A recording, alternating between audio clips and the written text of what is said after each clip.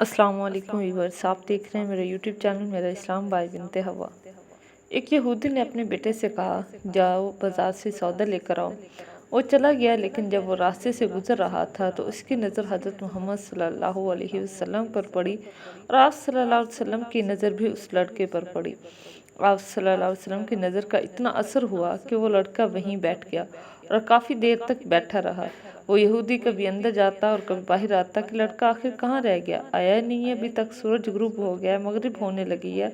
लड़का जब शाम को घर वापस आया तो बाप ने पूछा कि अरे नादान, इतनी ताखीर क्यों हुई। बाप बहुत गुस्से में था, बड़ा नादान और पागल बच्चा है, मैंने कहा जल्दी आना और इसने इतनी देर लगा दी। तुम्हें सौदा लेने भेजा था और तुम खाली हाथ वापस आ गए, सौदा कहाँ है। बेटा बोला, सौदा तो मैं खरीद चुका हूँ। बाप, क्या पागल आदमी हो तुम, मैंने तुझे सौदा लेने भेजा है, सौदा तुम्हारे पास है नहीं और कहते हो कि मैं खरीद चुका हूँ। बेटा बोला, बाबा यकीन करें मैं सौदा खरीद कर आया हूँ। बाप बोला, तो दिखाओ कहाँ है। बेटे ने कहा, काश तेरे पास वो आँख होती तो तुझे दिखाता कि सौदा है कहाँ। बाबा, मैं तुम्हें क्या बताऊं, मैं क्या सौदा खरीद कर लाया हूँ। बाप ने कहा, चल छोड़, रहने दे।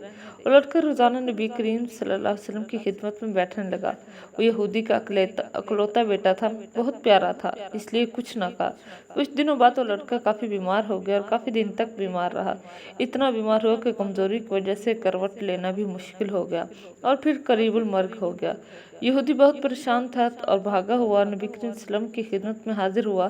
बोला, मैं आपके पास आई हूँ, आप तो जानते ही हैं मैं यहूदी हूँ, मुझे आपसे कोई इतफाक नहीं है, मगर मेरा बेटा आपको दिल दे बैठा है और इस वक्त वो करीबुल मर्ग है, आपको रात दिन याद करता रहता है। क्या मुमकिन है कि आप अपने इस दुश्मन के घर आकर अपने आशिक को एक नज़र देखना पसंद करेंगे। क्या ये आरज़ू पूरी हो जाएगी कि वो मरने से पहले आपका दीदार कर ले और वो किसी और चीज़ की आरज़ू नहीं कर रहा।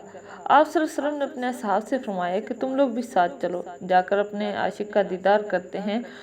आखिरी लम्हा है, आंखें बंद होने से पहले हम इसे देखते हैं, चलो चलते हैं। यहूदी के घर पहुंचे तो लड़के की आंखें बंद थी। हुजूर सल्लम का सरापा कर्म ही कर्म है। लड़के की पेशानी पर अपने दस्ते मुबारक रखा, लड़के की आंखें खुल गई जैसे जिंदगी लौट आई हो, जिसम में ताकत आ गई, नातवानी में जैसे जवानी आ गई हो।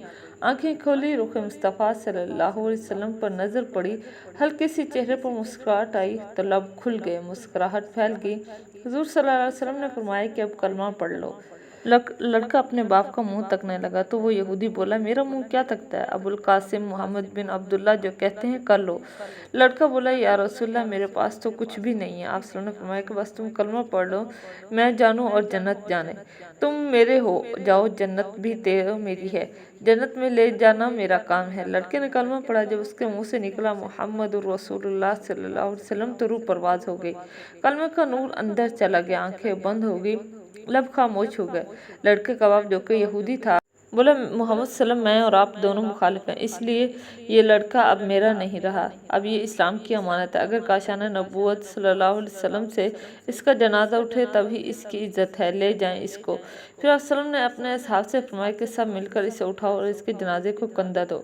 आप सल्लल्लाहु अलैहि वसल्लम जब यहूदी के घर से निकले तो ये फरमाते जा रहे थे, इस अल्लाह का शुक्र है जिसने मेरे सदके इस बंदे को बख्श दिया, इस अल्लाह का शुक्र है जिसने मेरे सदके इस बंदे को बख्श दिया। अल्लाह अकबर, क्या मकाम होगा उस आशिक की मैयत का जिसको असहाब रसूल सल्लल्लाहु अलैहि वसल्लम जैसी अजीम हस्तियां कंधा दे रही होंगी और आगे आगे मोहम्मद सल्लल्लाहु अलैहि वसल्लम खुद हो। जब उसको गुस्ल दिया गया, कफन पहनाया गया तो हुजूर सल्लम कब्र के अंदर तशरीफ़ ले गए। कब्र में खड़े हुए और काफ़ी देर खड़े रहे, फिर अपने हाथों से आशिक की मैयत को अंदर उतारा। आप सल्लल्लाहु अलैहि वसल्लम के कब्र के अंदर पंजों के बल चल रहे थे, मुकम्मल पाँव नहीं रख रहे थे। काफ़ी देर के बाद आप सल्लल्लाहु अलैहि वसल्लम कब्र से बाहर आए तो चेहरे पर थोड़ी सी जर्दी छाई थी, थकन महसूस हुई। साहबा पूछते हैं कि या रसूल, ये क्या माजरा है, पहले तो ये बताइए कि आपने कब्र में पाँव मुकम्मल क्यों नहीं रखे, तो आप सल्लल्लाहु अलैहि वसल्लम पंजों के बल क्यों नहीं चल रहे थे। तो नबी करीम सल्लल्लाहु अलैहि वसल्लम ने इरशाद फरमाया कि कब्र के अंदर बेपनाह फरिश्ते आए हुए थे, इसलिए मुझे जहाँ जगह मिलती थी मैं पंजा यानी अपना पाँव जितना रख सकता था रख लिया, पूरा पाँव रखने की जगह नहीं थी। मैं नहीं चाहता था कि किसी फरिश्ते के पाँव के ऊपर मेरा पाँव आ जाए।